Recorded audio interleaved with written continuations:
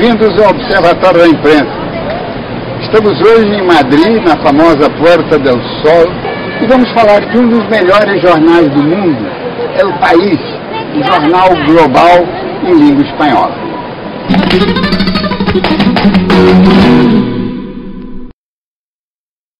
O El País surge no período de abertura política que se sucede à morte de Francisco Franco, o ditador que durante mais de 35 anos comandou a Espanha com mão de ferro. O primeiro número do jornal chegou às bancas em 4 de maio de 1976. Apesar de sua sede ser em Madrid, o El País implantou sucursais nas principais cidades espanholas, como Barcelona, Sevilha e Valência, entre outras. Isso permite que publique diferentes edições para cada região do país. Javier Moreno, vamos falar brevemente sobre a sua biografia pessoal. Você é licenciado em Química. E a pergunta que eu quero fazer é sobre isso. Qual é a química que dá a qualidade ao El País? Quer dizer, um grupo de pessoas, naturalmente diversificadas, que ao longo de apenas 34 anos conseguiu uma coisa tão harmoniosa, da primeira à última página, tudo tem uma coerência. Qual é a química que fez esse processo? Ya que es su especialidad. Sí, sea cual sea la química estuvo mucho antes de que yo dirigiera el periódico. Llevo 5 años dirigiendo el periódico y, como usted ha dicho, el periódico se fundó en el año 76, por lo tanto llevamos más de 3 décadas ya de trabajo. ¿Qué es lo que hace especial a este periódico? ¿Cuál es la química? Yo creo que la de este periódico es la de cualquiera, quizá especialmente la de este. La redacción. Un periódico no es el papel, un periódico no son las fotos, un periódico no es nada más que la redacción, el grupo de periodistas que componen el núcleo intelectual de una máquina de producir información como es un periódico. Y es un grupo que comparte una mirada con la sociedad a la que se dirige. País, la redacción del País, los periodistas del País tienen y comparten con la sociedad española y con la sociedad latinoamericana en general una misma visión del mundo, que se va adaptando y modificando en función de los cambios, de las épocas. Sí, naturalmente, claro. Nuestra idea sobre el progreso, nuestra idea sobre la modernidad, que son ejes que han fundamentado siempre en nuestro trabajo, no es la misma en el año 2010 que en el año 1976, pero esa idea está ahí y es la misma. Y los periodistas que componen la redacción son los que articulan esa mirada y los que comparten la mirada con la sociedad. Yo siempre digo que un periódico, más allá de la tinta, de las fotos, del papel, y más ahora, cada vez más en la época de Internet, es una mirada compartida con sus lectores sobre el mundo. Quando você diz redação, você se refere também ao espaço topográfico, quer dizer, o espaço onde essas inteligências se reúnem e compartilham. Sí, me refiero al espacio y me refiero al colectivo humano, o sea, me refiero al grupo de periodistas que componen la redacción. No me refiero a un lugar físico, porque el País naturalmente tiene una gran redacción central en Madrid, tiene una redacción también muy importante en Barcelona, tiene redacciones más reducidas en distintas capitales de provincia, tiene corresponsales en muchos países, en algunos de ellos hay despachos, corresponsalías con varios periodistas. Ese conjunto de personas individuales es lo que yo llamo la redacción. Y no solo eso, no solo los periodistas que están en plantilla del País, también el grupo de escritores, de analistas, de intelectuales que desde siempre han acompañado al País en ambos lados del Atlántico, en España y en América Latina, en la aventura profesional y periodística que ha supuesto. Esta fue mi primera redacción, esta fue la redacción que yo pisé por primera vez, ¿no? Pero yo leía El País desde que era muy jovencito, es decir, mi cultura era El País, y aquí uno aprende esos valores. esa es una cultura compartida y transmitida, y efectivamente el hecho de que haya habido mucha estabilidad en la dirección creo que es importante a la hora de poder consolidar esa cultura y poderla transmitirla bien, no solamente en los puestos más elevados de responsabilidad. Efectivamente 2 de esos 4 directores han estado en el cargo más de 12 años, otro estuvo 5 años y yo voy a cumplir también 5 años ya. No solamente en los altos puestos de responsabilidad, sino en el conjunto de la redacción. Las generaciones que llegan al periódico aprenden la cultura, aprenden los valores de los periodistas más veteranos, ¿no?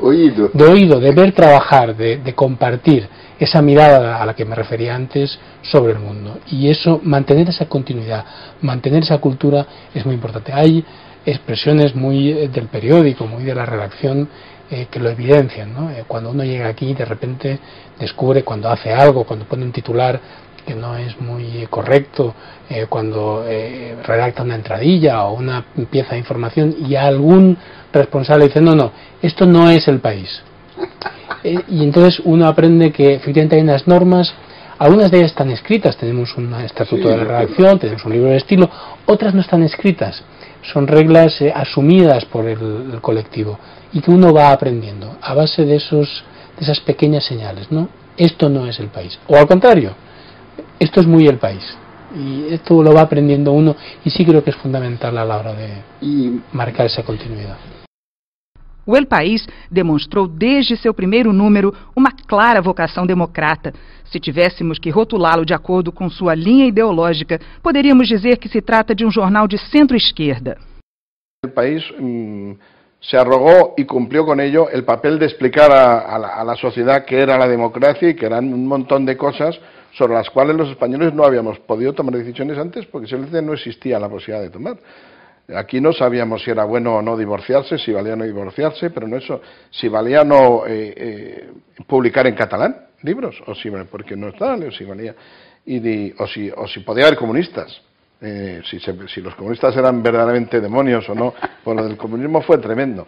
Era casi un manual de instrucciones para viajeros para la democracia, claro, porque veníamos de no sabíamos dónde. Claro que la gente decía un poco en broma, voy a leer el editorial del País para saber lo que pienso de no sé qué cosas, porque claro, nunca tanto habías visto en la situación. Era como puedes llevar una guía para circular por Roma y ver por dónde se van los sitios y qué es lo que hay que ver, pues para circular por la democracia necesitaba, y cumplió porque fue muy leal, se vieron que prácticamente todas las propuestas del País. Hemos defendido un modelo para España, hemos defendido un proyecto para España, hemos tenido una idea de España que en líneas generales ha solido coincidir más con el centro-izquierda que con los conservadores. Pero no somos un periódico de partido. Monolítico. No lo somos. En el periódico no solo da cabida a intelectuales, a pensadores, a escritores de las más variadas ideologías, sino que además ha defendido siempre un modelo de progreso y de modernidad para España que yo creo que ha ido por delante de la propia sociedad española. Yo recuerdo, si me permite hacer una alusión a mi vida personal, cuando yo era joven y ni siquiera pensaba en dedicarme profesionalmente al periodismo. Era un estudiante de Ciencias Químicas en la Universidad de Valencia, o incluso antes, un estudiante en el instituto, muy comprometido con las protestas estudiantiles y con los movimientos políticos. Y yo leía el País en Valencia, alejado de Madrid, de la capital del Estado, y veía reflejada una España, un modelo, una idea de España que yo no veía a mi alrededor, en la sociedad valenciana, en la región en la que yo vivía en aquel momento. Pero España se acabó pareciendo a esa España que salía en el País, en las páginas del País, a esa España que el País proponía. Creo que eso ha sido muy importante, que este periódico ha tenido siempre una idea de España que ha propuesto la sociedad española.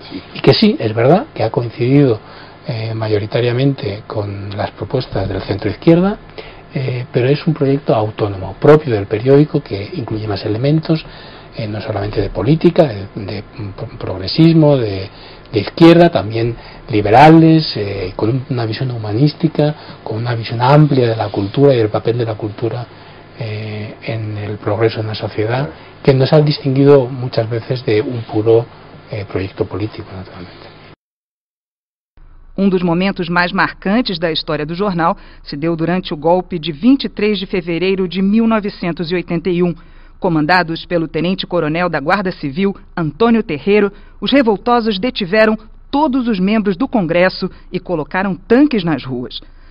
Mas, numa reação histórica, o El País publicou uma edição extra conclamando a população para a defesa da Constituição. O golpe fracassou e a Espanha começou a mudar. El País tuvo la gallardía de, cuando fue el golpe de Estado, salió a la calle con un periódico prácticamente improvisado. A las 12:30 de la noche estaba un periódico titulado El País con la Constitución, 2 horas antes de que el rey hablara en televisión, para decir a los generales que se retiraran, y ese periódico lo repartimos en mano en redactores del periódico por cerca de las Cortes, donde estaba la gente un poco amontonada. ¿Los redactores? Sí, porque claro, el periódico salió una edición extra que no tenía nada que ver con los horarios y los ni había kioscos ni había nada. Fue un periódico que salió de una manera testimonial en Madrid a las 12:30 de la noche, pero se hicieron a lo mejor... ¿Y fue decisiva? Fue decisivo, porque además en ese momento el país tenía una influencia tremenda sobre la sociedad española, y fue decisivo ver que había algo que no estaba, y algo muy importante. El país era una institución tremenda. Ahora mismo es el periódico líder, pero las dimensiones que alcanzó entonces casi no son ni fáciles de comprender ahora, ¿no? Y claro, ya digo que fue, y ese golpe de gallardía al país también le empujó mucho. Antes, perdón, tuvo casualmente un tirón de ventas muy grande cuando había un grupo terrorista aquí de izquierdas, que era el Grapo, que secuestró a Oriol, que era un gran financiero, y Villascusa, que era un general Villascusa. Y esto los tuvo secuestrados un mes y medio, al final creo que aparecieron. Y mandaban los comunicados a través del país a la policía. Entonces llamaban aquí y decían, hay un papel, a mí no me tocó nunca ir, pero a algún amigo le tocó, hay un papel encima de la cisterna de un baño en el barrio de no sé qué, tal. Iba un redactor del país, cogía el papel, muerto de miedo, cogía el papel, traía y salía en el periódico. Eso es lo que hizo al país, más o menos tenía un año el país por entonces. Un mensajero. Eso sí. Y le hizo subir las ventas de un periódico incipiente de 40.000 o 50.000 ejemplares que se veía con curiosidad a 150.000. Hasta el punto que a mí me contó Cebrián una vez que la Guardia Civil, el Sáenz de Santa María, en vez de que era el director general de la Guardia Civil, hizo registrar su casa porque pensaba que era el propio director del país el que los tenía secuestrados y que era una cosa de película americana, que para hacer subir la venta, y que eran secuestrados, y le levantaron las alfombras y todo de casa para ver si tenía una cárcel del pueblo metida en el suelo o algo así. Eso fue un golpe en realidad de suerte para el país, porque el Grapo eligió para sus comunicados y lanzó. Y luego, bueno, ya fue una carrera al éxito. A chegada dos socialistas ao governo também contou com o apoio do jornal. Carlos Yernos, o que chama a atenção de um periodista brasileiro é a politização, a riqueza da imprensa, a diversificação da imprensa espanhola. O El País, sobretudo, que é um jornal nascido na transição democrática, ela tem... Mas, de qualquer forma, o resto da imprensa ela é muito... O conflito periodístico é muito interessante. Mas isso não cria dificuldades, porque o jornal, o diário, fica uma coisa muito política, muito opinativa. Como é a administração desse conflito? Bueno, yo creo que realmente la prensa española, históricamente, ha estado siempre bastante politizada, como usted llama. Otros efectivamente prefieren fijarse más en el término que usted mismo ha utilizado, diversidad, efectivamente, ¿no? Porque en efecto, la propia sociedad es plural, los medios son plurales, los periodistas somos plurales también a la hora de enfocar todas las cosas, ¿no? El problema, entiendo yo, que no es tanto efectivamente en ser diversos, en tener planteamientos diferentes, en ver las cosas de la vida diaria de forma distinta, en ser más liberales, más progresistas. Usted mismo ha dicho algo que obviamente ha condicionado mucho a la prensa española, a los medios de comunicación, Ha sido la transición, la postdictadura, etcétera, etcétera, ¿no? El problema, como digo, no está en ser diversos, que es sobre todo ventajoso. El problema está en llegar a ser sectario. Y efectivamente, ahí es donde el problema más grave que le puede ocurrir a nuestra profesión, al periodismo, se decanta en ese caso. Y se decanta en la pérdida de credibilidad. Uno puede ser diverso y enfocar los temas de manera diferente, ¿no? Pero no puede ser sectario. No puede dar siempre la razón al mismo o quitarle la razón siempre al mismo. Y eso sí es un problema que está sucediendo también ahora mismo en los medios de comunicação espanhóis. O El País sempre demonstrou uma grande preocupação com seu conteúdo e, por isso mesmo, foi o primeiro jornal espanhol a estabelecer normas de controle interno na figura do defensor do leitor, nome que eles dão à função de ombudsman. Também foi o primeiro a elaborar e publicar um manual de estilo. Outra iniciativa pioneira foi a parceria com diversos jornais europeus na linha social-democrata, formando uma rede para o compartilhamento de informações. Com relação também a interesses novos no mundo, o nacionalismo europeu, por exemplo, que vem irrompendo e remetendo a situações não muito antigas, né, da Segunda Guerra Mundial, e ao mesmo tempo também aqui em Espanha também há um nacionalismo de direita. Sim. Como é que vocês conseguem prestar atenção ao mundo e ao mesmo tempo fazer as remissões históricas? Pues, bueno, nosotros somos muy garantistas, como se dice en español, con la Constitución, con el Tratado de Lisboa, con lo que ha hecho a la Unión Europea con la herencia y lo que representa la Unión Europea en tanto de Estado de Derecho y Estado de Bienestar. Somos editorialmente inflexibles con los abusos de derechos humanos, por ejemplo, cuando hace meses pues las expulsiones de gitanos por parte del presidente francés. Ahora bien, lo que se está produciendo, lo que estamos viviendo en estos 2 años largos de crisis financiera global, yo creo, es que el miedo de las clases medias aumenta en proporción directa al cinismo de las élites. Entonces estamos viviendo en muchos países una corriente con resultados electorales grandes de una especie de xenofobia populista muy peligrosa. Hay que volver a recuperar un poco el sentido común, el consenso, el espacio público y un relato de los hechos distinto al de los demagogos, el de los populistas, que es una tarea difícil, muy difícil, ¿no?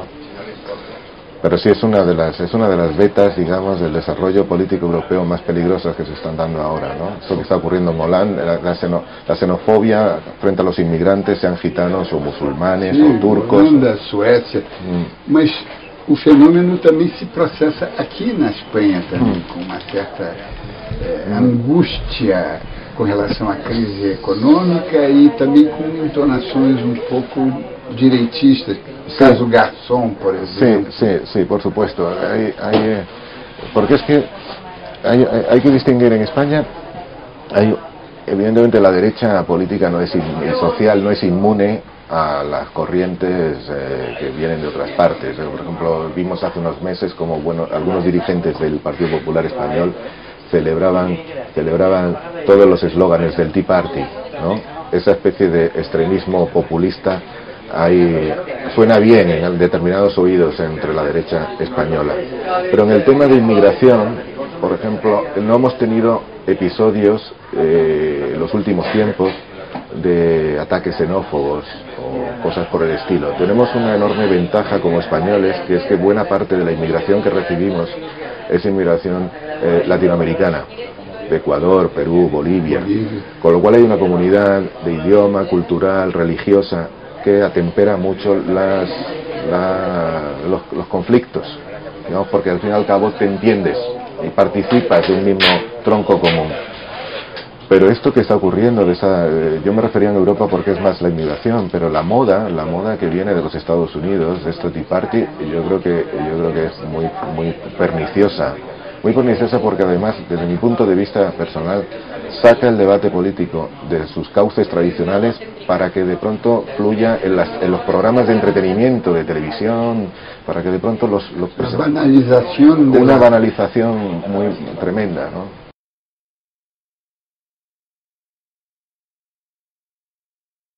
Na década de 90, o El País lançou sua edição eletrônica. Em outubro de 2007, deu início a um novo projeto editorial, com a renovação de seu formato e de conteúdo. Foi também a partir deste momento que passou a se autodenominar como o Jornal Global em espanhol. Henry Miller decía una vez que se preguntaba por cuál era la esencia de un buen periódico. ¿Qué es un buen periódico?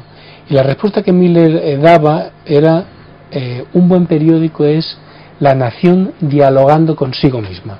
Yo creo que es una muy buena definición y eso es lo que El País ha intentado hacer siempre desde el principio, entendiendo en este caso la nación, no solamente la nación española, sino el mundo que se expresa en español. Y eso es lo que, de una manera o de otra, con la participación de los lectores, de los políticos y sobre todo de los escritores y de los intelectuales, eso es lo que intenta hacer El País. La nación, el mundo que habla en español, en diálogo consigo mismo. Hemos querido ser ese foro, hemos querido ofrecer esa herramienta y creo que lo hemos logrado y el esfuerzo ahora y el desafío es naturalmente asentar eso en la era de Internet, pero la voluntad es la misma. Essa ideia de abrangência global vai ao encontro dos objetivos do grupo Prisa, dono do periódico. O conglomerado de comunicação, dirigido por Juan Luis Cebrián, que até 1988 comandou o El País, hoje atua em 22 países dos 5 continentes, com ações nos ramos do jornalismo impresso, rádio, TV, internet e no mercado editorial. A América Latina tem papel fundamental nessa estratégia.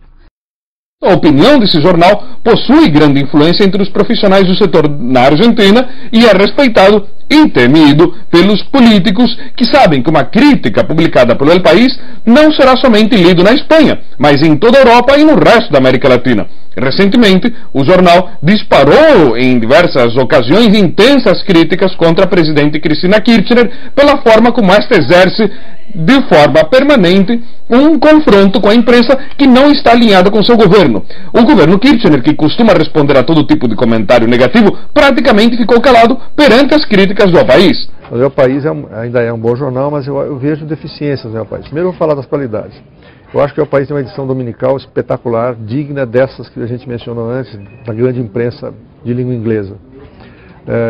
Tem articulistas extraordinários, tem uma revista dominical muito boa, com reportagens exclusivas, com texto interessante, com fotos brilhantes, mas no dia a dia ele está se tornando um pouco burocrático. As matérias muitas vezes não explicam, não tem chip de memória nas matérias, as matérias são feitas como se o leitor já soubesse do assunto, não tem os antecedentes. O slogan do El País hoje é assim, o periódico global em espanhol, o jornal global em espanhol. Ele não é um jornal global escrito em espanhol de jeito nenhum, ele é apenas um jornal espanhol. Eu acho que os correspondentes do El País deixam a desejar muitas vezes, com algumas exceções. Eles não citam as fontes concretamente, não descrevem fisicamente as coisas que eles estão vendo, que é para isso que o correspondente está lá. Senão a informação você pode obter pela internet. Enfim, eu acho que tem algumas o jornal não é mais aquela referência que foi um tempo atrás. Com relação à América hispânica e América Latina em geral, onde o país tem uma grande audiência, o que eu perguntaria é que o jornal é dirigido a esse público, mas ele não recebe um input sobre como esse público vê o trabalho periodístico do El País. ¿En América Latina? Sí. Bueno, nosotros efectivamente prestamos, como es lógico, una especial atención y queremos seguir dedicándole más y más atención a América Latina. Y es verdad que recibimos bastante input. Lo hemos recibido históricamente desde la creación del periódico a través del papel y la influencia efectivamente del periódico el papel en América Latina. Ahora la recibimos más veces y de forma más general a través de los medios electrónicos, periodismo digital, internet, etcétera, etcétera, ¿no? Y sí, recibimos una demanda permanente para que prestemos mayor atención a lo que ocurre en América Latina, lo que ocurre en países concretos, y desde luego un ejemplo muy obvio, muy claro para nosotros es Brasil, precisamente, ¿no? Tenemos cada vez más exigencia por parte de Brasil en su conjunto, de la sociedad brasileña, de los políticos brasileños, para que prestemos más atención a lo que allí ocurre. Y esa es nuestra intención, eso es nuestro interés, e incluso a pesar de las dificultades económicas que está sufriendo ahora mismo el sector de la prensa en su conjunto, y nuestro periódico también, claro está, en particular, sí hay proyectos ahora mismo para hacer inversiones importantes, de manera que nuestro periódico global, preste maior atenção à América Latina, sim. Como vocês conseguem administrar, com uma edição latino-americana, países tão diversificados, ou com problemas tão... Venezuela, México, Argentina agora com a viuvez de Cristina Kirchner, são situações absolutamente novas. Como é que vocês conseguem dar atenção, distribuir a vossa atenção? Entiendo. Y de alguna manera tenemos un problema, salvando las distancias, obviamente, también aquí, en España, con las diferentes ediciones que hacemos para las distintas regiones y comunidades autónomas españolas, ¿no? Y es que nosotros no pretendemos ser especialistas en lo que ocurre en Venezuela, especialistas en lo que ocurre en Brasil, especialistas en lo que ocurre en Argentina, claro está, ¿no? De la misma manera que no pretendemos aquí en España, insisto, salvando las diferencias, grandes especialistas en la política local, regional, en Andalucía, en Cataluña. No, nosotros somos un periódico de habla hispana, primero, muy importante, claro está, somos un periódico nacional en el término amplio de la palabra nacional, y nosotros lo que, de alguna manera, entre comillas, vendemos es la visión desde España de ese tipo de situaciones, así que describimos la situación brasileña, por ejemplo, desde el punto de vista español, del ciudadano español, de los intereses españoles también, pero obviamente no podemos competir con la prensa regional, con la prensa local de cada país, y por lo tanto, lo que de alguna manera, insisto, tenemos como aportaciones, mire usted, esta es nuestra visión desde España de lo que ocurre en Paraguay, en Uruguay, en Argentina ou em Chile. O caso do El País é um caso diferente, porque é um jornal global, com múltiplos interesses, quer dizer, tem o interesse básico é o público espanhol, mas também a Espanha está na União Europeia, a Espanha está voltada para o futuro da língua espanhola, que é o continente americano, norte e sul. Como é que vocês conseguem fazer esse equilíbrio de atender tantos intereses, tantos olhares? Bueno, es un equilibrio por una parte difícil y por otro lado porque es un desafío todos los días, pero al mismo tiempo es apasionante. Yo creo que el compromiso con América Latina, vamos, con la América de habla española y portuguesa, es un compromiso básico para el país.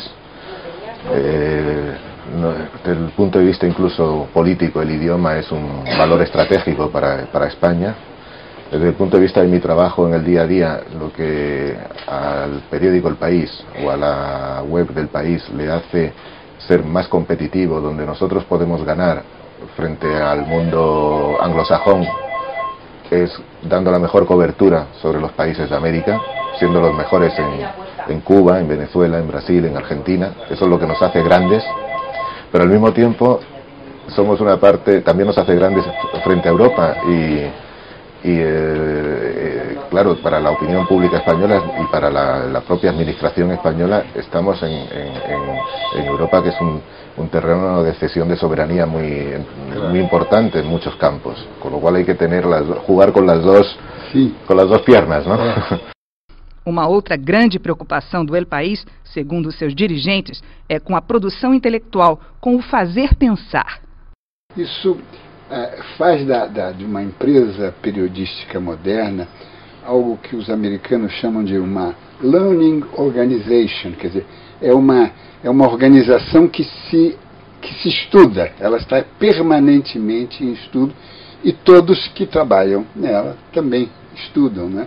Quer dizer, isso dá uma vantagem enorme, porque a organização é capaz de fazer as transformações, porque ela está sendo permanentemente reexaminada por si própria, né? Quer dizer, não é uma organização, não é uma empresa como outras, não fabrica chouriços, fabrica ideias. Então é um processo. Eu acho isso extremamente interessante. Eu acho que a solução, me parece que a solução para a empresa periodística moderna do futuro, ela ser mais completa do que produzir apenas um produto impreso ou da web, produzir ideias, né? Efectivamente, siempre el país siempre hemos tenido clara esa idea, siempre hemos tenido ese concepto muy marcado, ¿no? No podemos limitarnos a ser meros reproductores de lo que sucede, sino que efectivamente, por eso era importante la referencia que hacía yo antes a la redacción entendida como colectivo, como conjunto de profesionales dedicados a la producción intelectual. Son noticias, son análisis, son visiones de futuro. Por eso también el país siempre ha prestado tanta importancia a la cultura, por eso siempre ha abierto sus páginas específicas en el diario y en suplementos como Babelia a los escritores, a los intelectuales, a la reflexión, a la acción en el mundo en español, ¿no? Y eso naturalmente y desde el principio ha significado España y ha significado América Latina. Los principales escritores latinoamericanos, desde Vargas Llosa a García Márquez, todos han sido periodistas y todos ellos han escrito en el país. El país siempre ha sido para ellos la puerta abierta a las sociedades de ambos lados del Atlántico. Esto lo hemos tenido siempre muy claro. Naturalmente, desde hace unos años, la sociedad española en general y las empresas y los ciudadanos han descubierto América Latina y los vínculos son cada vez más potentes y crecientes, ¿no? Pero el país está ahí desde el mismo momento de su nacimiento. Eso ha formado parte de nuestro ADN, ha estado en nuestros genes desde el principio y naturalmente ahora se ve el resultado de ese trabajo, ¿no? Y yo creo que en conjunto efectivamente se puede considerar que la aventura del país es mucho más que una empresa periodística, es una aventura intelectual que ha acompañado a las sociedades de tantos países. O suplemento cultural Babelia, dos destaques do jornal, é publicado todos os sábados. Estamos abriendo desde Babelia desde hace ya quizás un año, o va a ser un año, ese espacio que no solamente es en el impreso, que circulamos los sábados, sino en toda la parte de la edición digital del suplemento, integrándonos a la edición digital del país.com. Esto, ¿cómo lo hacemos? Aparte, por un lado están las críticas en el suplemento literario, pero también estamos dando avances literarios en la edición digital, que está teniendo una repercusión importante en los lectores y en los propios autores, ¿no? ¿Y también llama-se Babelia na web, no? Sí. En la web, digamos, nuestra edición en la edición digital tiene el mismo nombre, Babelia. Y esos avances literarios que solemos dar los lunes, que es un buen día para empezar, recibir a los lectores de la semana con un avance literario exclusivo. Lo tenemos siempre en primicia para los lectores del país.com. A través del crítico le decimos al lector o al potencial lector de esa novela o de ese ensayo lo bueno, malo, regular de esta obra. Y ahí es la primera forma para captarlo, ¿no? El momento mágico de decir que el lector diga, me compro este libro, o empieza a dudar, pero es parte del juego. Sí. Que no hay nada absoluto, todo es en las artes y como en la vida, todo es subjetivo, ¿no? Mas é preciso dizer isso muito bem.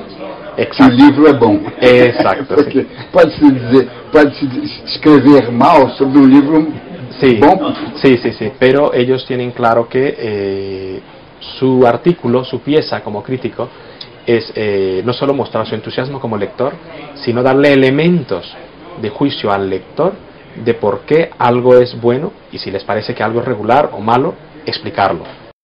O editor do Babélia acredita que o maior desafio da equipe é filtrar para as páginas do suplemento uma produção cultural mundial tão intensa. En música, por ejemplo, Babélia da música clásica, pero también da muchísimo de lo que se ha dado en llamar en los últimos años música del mundo. Y allí, por ejemplo, Brasil, tenemos un crítico magnífico que es Carlos Galilea, donde a través de entrevistas, reportajes, damos cuenta de la nueva vida y las nuevas formas de alegrarnos la vida, valga la redundancia, a través de la música, que yo creo que es quizás una de las artes más completas, ¿no? Y que todos llevamos dentro de alguna u otra manera y nos surge así silbando o tarareando algo, ¿no?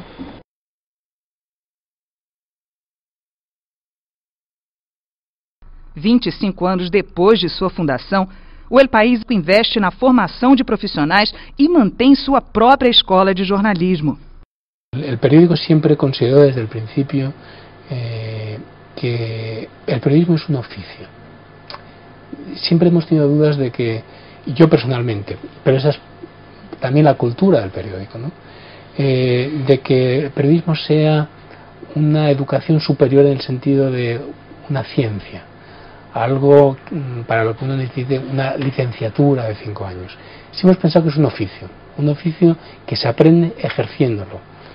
Y desde esa convicción y desde la comprobación empírica de que las universidades españolas hace 25 años no proporcionaban la suficiente calidad a los estudios de periodismo, decidimos fundar una escuela propia de periodismo en colaboración con la Universidad Autónoma de Madrid.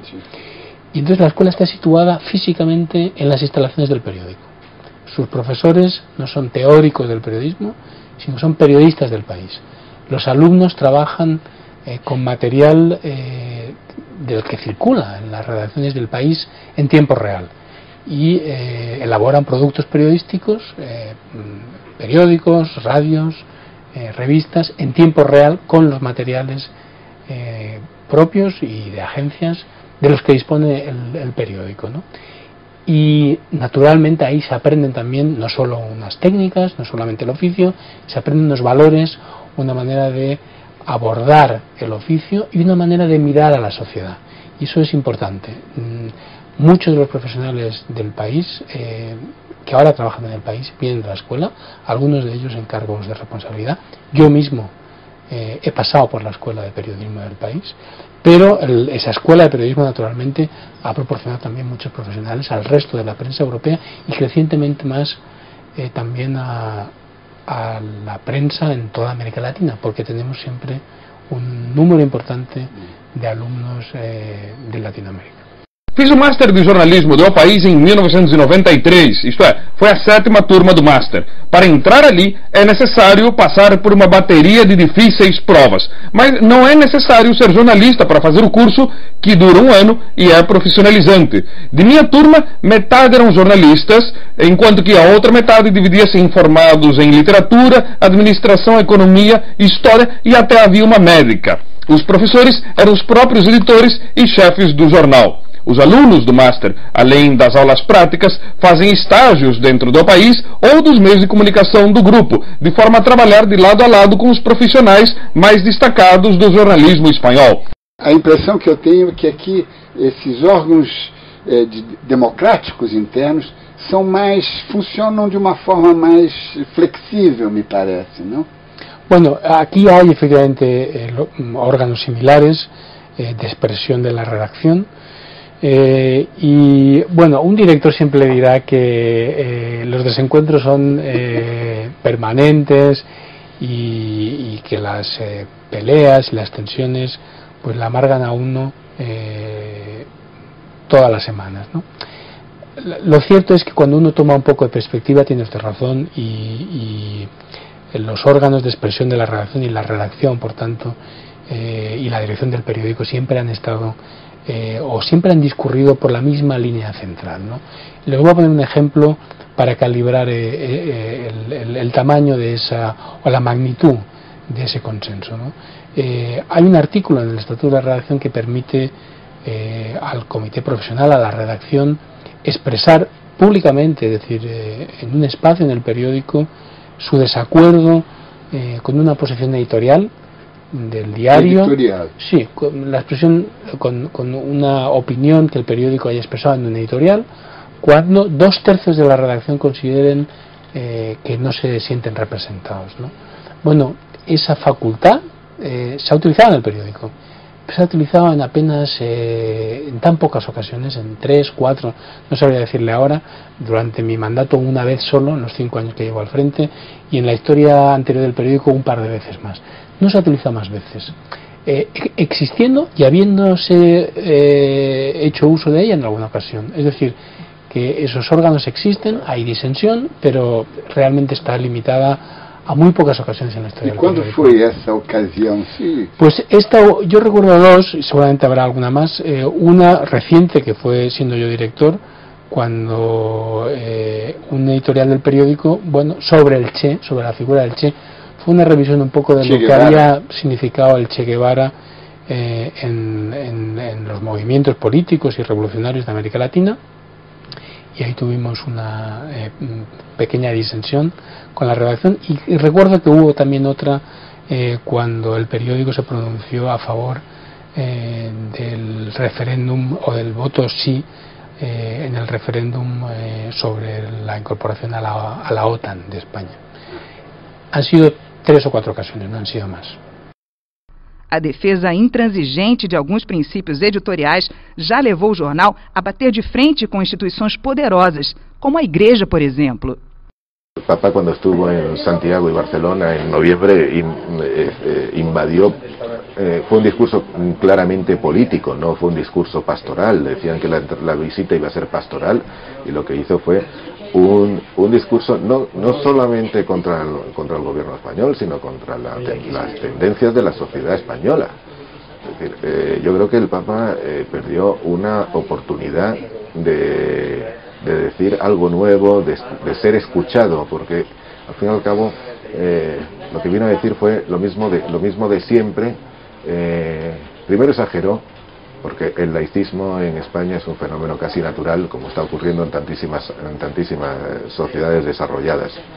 Y segundo, dio una impresión para el público no informado del extranjero como si aquí estuviésemos en los años 30, cosa que es una exageración disparatada por parte del Papa. Pero bueno, él sabrá lo que hace, ¿no? Así como le decía antes que naturalmente el proyecto que el país tenía y tiene para España de modernidad y de progreso ha ido cambiando sus perfiles desde el año 76 al año 2010. Eso no ha cambiado, porque efectivamente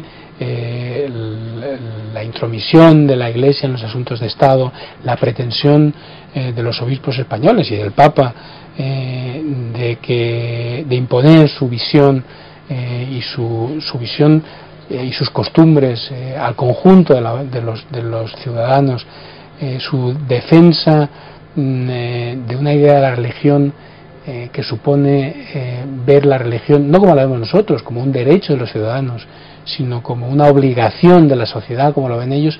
Eso no ha cambiado. Ese enfrentamiento es el mismo ahora que en el año 76, desgraciadamente. Todo lo demás ha cambiado. Los perfiles del proyecto que el país tiene para España, la variedad de las propuestas que el país tiene para la sociedad española han ido modificándose a lo largo de estos años. Sin embargo, ese punto que es central en la definición de las sociedades, desgraciadamente, pues seguimos defendiéndolo frente a las mismas agresiones que hace 30 y tantos años. E num mundo que avança num ritmo cada vez mais frenético, qual o futuro do jornalismo e do jornal? A nossa profissão periodista, hoje ela está vivendo o futuro. Todo mundo preocupado. Amanhã, o futuro é hoje, o futuro é depois de amanhã. Qual é a sua visão desse futuro? Quer dizer, O futuro sempre existiu, mas de repente nós descobrimos un futurismo. ¿El futuro del periodismo? Sí.